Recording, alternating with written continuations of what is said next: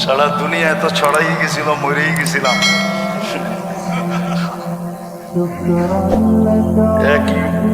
এক মিডিয়ালা এসে বলতেছিল, হুজুর আমার ভিউজ হয়েছে একদিনে 25 মিলিয়ন, শুধু আপনার মরণের খবর।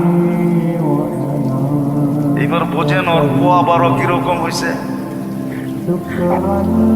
25 মিলিয়ন 24 ঘন্টায় ভিউজ হয়েছে আমার মরার খবর। দোয়া করেন আল্লাহ হায়াত দেখ, আজ যাক আর কাল যাক, ঠিক না? যদিও আমার মৌতের কথা খুব প্রচার হয়েছে, কিন্তু মিথ্যা, ঠিক ঠিক না?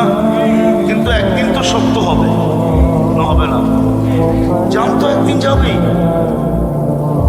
কিন্তু জান চলে যেতে পারে। তো কোনোদিন আমরা আহলুস সুন্নাত ওয়াল জামাতের বাহিরে যাব না। যদি এটার ভিতরে থাকো তাহলে তুমি দেওবন্দিয়াতের ভিতরেও থাকবে।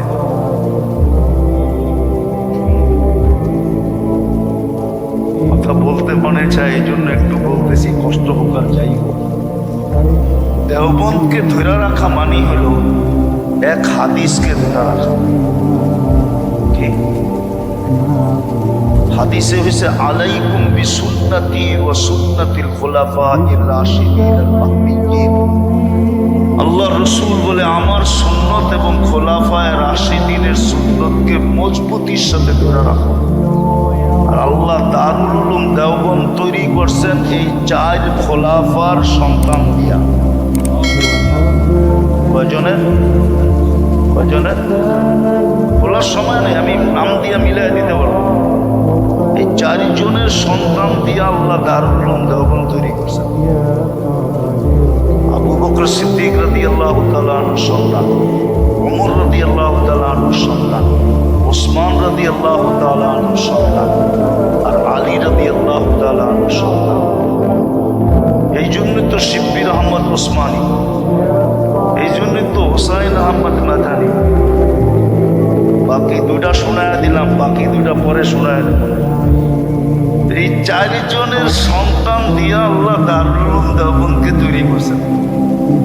যে আহলে সুন্নাতুল জামাতকে আঁকড়ায় ধরে রাখবে, সে দেওবন্দকেও ধরে রাখবে। আর আহলে সুন্নাতুল জামাতকে ধরবে না, সে দেওবন্দকেও ধরবে না।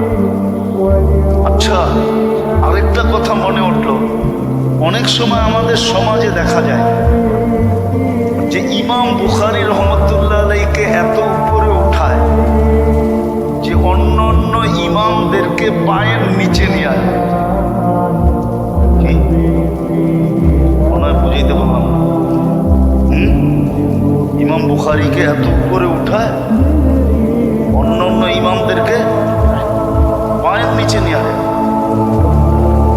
অথচ একটাই দেখাই, আবু হানিফা রহমতুল্লাহ আলাইহির জন্ম 80 হিজরিতে,